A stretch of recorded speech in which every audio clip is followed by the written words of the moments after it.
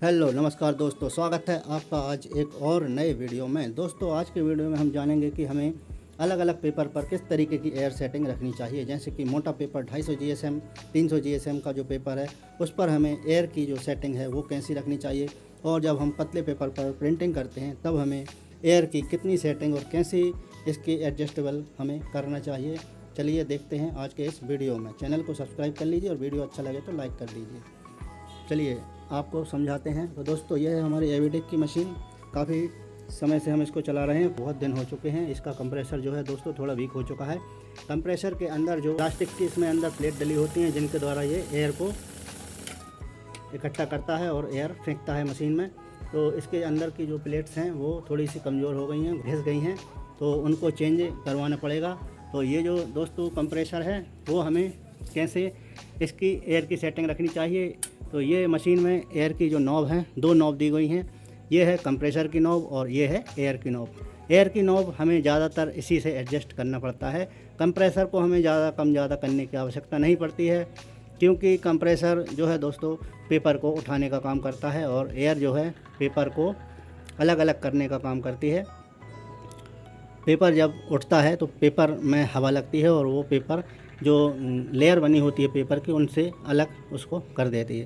तो एयर को हमें सेट करना पड़ता है। जब भी आप पतला पेपर चलाएंगे तो आपको एयर की जो ये नॉब है इसको खोलना पड़ेगा। यहाँ पर आपकी मशीन पर कुछ काउंटिंग दी होगी 1 2 3 4 5। यहाँ पर मेरी मशीन में जो है काउंटिंग दिख नहीं रही है, क्योंकि इस पर मैंने पेंट कर दिया था, तो यहाँ पर कोई काउंटिंग नहीं है। तो यहाँ पर 1 2 3 4 की कुछ काउंटिंग दी होगी, उस हिसाब से आपको एडजस्ट करना है। आप जब पतला पेपर चलाएँगे 44 GSM का, तब आपको इस नॉब को इस तरीके से खोलना है। कम से कम आपको यहाँ पर पॉइंट दिए होंगे, तो एक राउंड आपको इसको, ये जैसे अभी फुल है, फुल टाइट है, तो इसको यहाँ पे आपको इतना कम से कम हाफ से ज़्यादा राउंड आपको खोलना पड़ेगा। इस तरीके से आप देख लेंगे। पेपर की एडजस्टिंग के हिसाब से आपको मशीन आपके चला कर देखनी पड़ेगी। अगर आप इसको नॉब को फुल पर रखते हैं और आप पतला पेपर चलाएँगे तो पेपर जो है डबल उठेगा, 2-3 पेपर एक साथ उठेंगे और मशीन पेपर खींचकर प्रिंट कर देगी। एक पेपर प्रिंट होगा, 2-3 पेपर उसमें ब्लैंक चले जाएंगे। तो इस तरीके की स्थिति बनती है, और पतला पेपर होने के कारण बार बार मशीन में पेपर फंस भी जाता है। तो इस तरीके से आपको पतले पेपर पर सेट करना है। और जब आप मोटा पेपर चलाएँगे तो आपको जो है इसको फुल पर रखना है। क्या करना, फुल टाइट, एयर को भी फुल टाइट और कंप्रेसर तो फुल टाइट होगा ही। इस तरीके से दोनों को फुल आपको जो है टाइट रखना है, और फिर आपको मोटा पेपर चलाना है। जो भी 250 GSM 300 GSM आप चलाते हैं वो आप चला सकेंगे। इसके कर आपको दिखाते हैं। तो हमारे पास अभी फ़िलहाल जो शक्कर हैं, तो इस तरीके की जो शक्कर होते हैं ये आपको दिखाई दे रहे होंगे शक्कर। ये है शक्कर दोस्तों। ये शक्कर इन पाइप्स में लगाने होते हैं।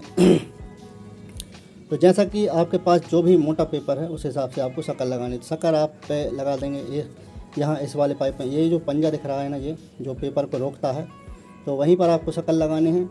एक ये पंजा दिख रहा है, यहाँ पर आपको शक्कर लगाना है, और एक ये जो पंजा दिख रहा है यहाँ पर, इन पर आप शक्कर लगाकर मोटा पेपर चलाएंगे तो जो है ठीक रहेगा। अगर आपने सभी पाइपों में शक्कर लगा दिए तो उस स्थिति में भी दोस्तों जो है डबल पेपर उठेंगे, एक साथ 2 कार्ड शीट उठेंगे और मशीन में एकदम से जो है तेज़ आवाज़ आएगी इम्प्रेशन की। डबल इम्प्रेशन जब पेपर पर पड़ेगा तो मशीन में झटका लगेगा। तो आपको शक्कर भी जो है सेटिंग आपकी देखकर लगाने हैं। अगर आपको बहुत ही ज़्यादा मोटा पेपर है और आपकी मशीन नहीं उठा पा रही है, कंप्रेसर कमज़ोर है, तो आपको सभी पाइपों में शक्कर लगाने पड़ेंगे। और अगर आपका कंप्रेसर ठीक है और बहुत ही ज़्यादा मोटा पेपर नहीं है, यानी कि कार्ड शीट पेपर तो पतला ही होता है, 57 GSM 60 GSM तक का जो पेपर आता है वो पतला ही पेपर माना जाता है। लेकिन उससे ऊपर जो है 90 GSM 110 GSM का पेपर होता है, वो पेपर को हम कार्ड शीट बोलते हैं।